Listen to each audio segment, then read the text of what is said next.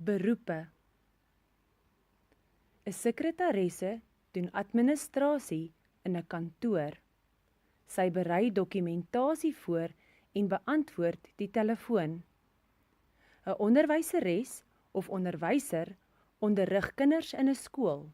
So leer die kinders.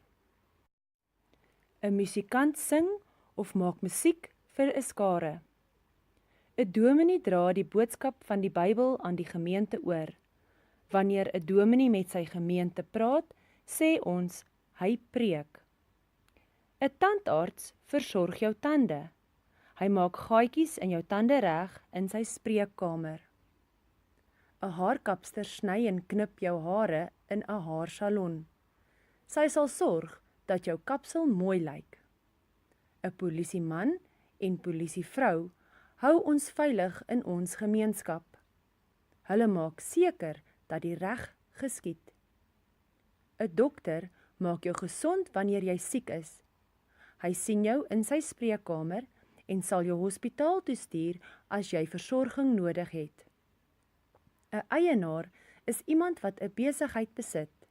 Hy of sy is dus die baas. 'n Kelner of kelnerin is iemand wat jou in 'n koffiewinkel of restaurant bedien.